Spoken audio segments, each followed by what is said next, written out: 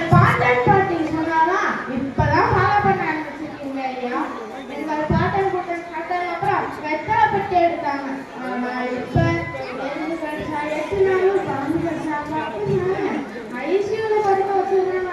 அதனால நல்ல டிப்பா பார்த்து சொல்லுங்க ஐயா. Good morning sir. என்னப்பா இங்கிலீஷ்ல சொல்றேன்?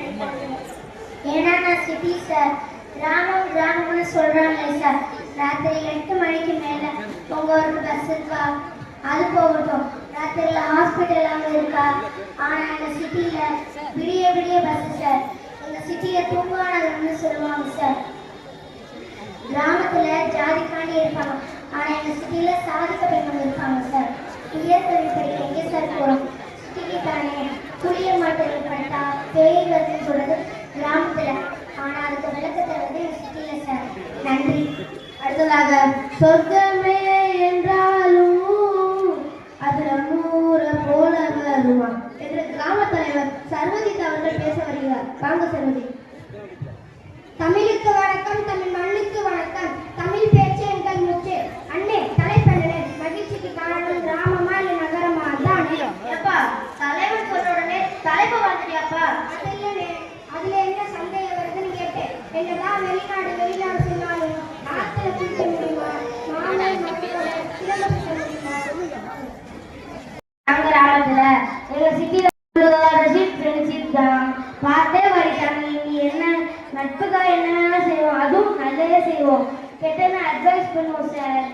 நட்புக்காக தெரியுமா? அவனை நிறைகுறையோட ஏற்றுக்கிட்டு விட்டு கொடுத்து போறது. ஆனா கிராமத்துல ஒண்ணுனா குறுமையான கம்பை சொல்லுவாங்க. இந்த சிட்டியில ஒண்ணு எங்க கிராமத்துல பக்கத்து வீட்டுக்காரங்க கூட அத்தை மாமான்னு சொல்றது. எங்க கிராமத்துல நாங்க எசந்தம்பி பண்ணுவோம். சொந்தமுள்ள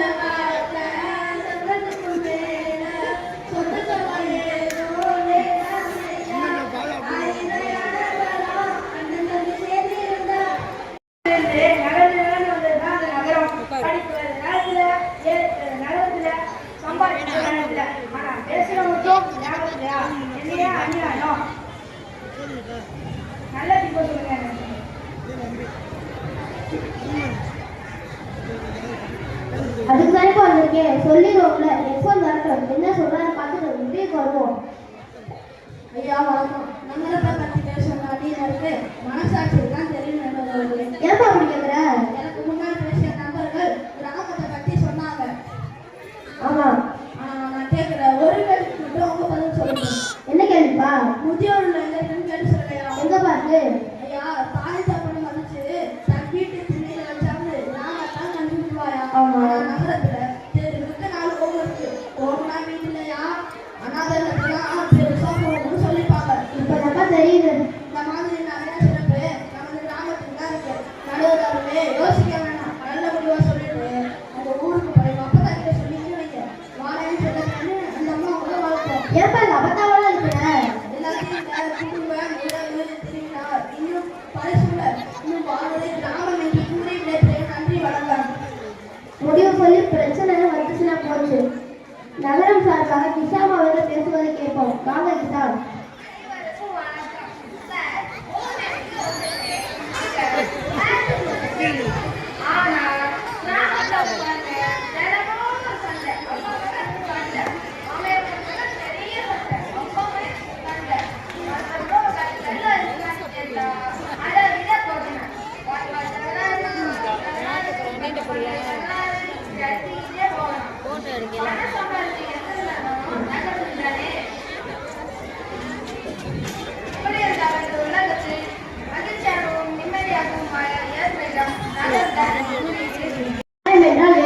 வேகமான படிப்பு, வேகமான வேலை, வேகமான சாப்பாடு, அமைதியற்ற வாழ்க்கை, இப்படி பல சிரமங்கள் இருந்தாலும் செல்போன் என்ற கண்டுபிடிப்பு நம் வாழ்க்கையில் தவிர்க்க முடியாத ஒன்று.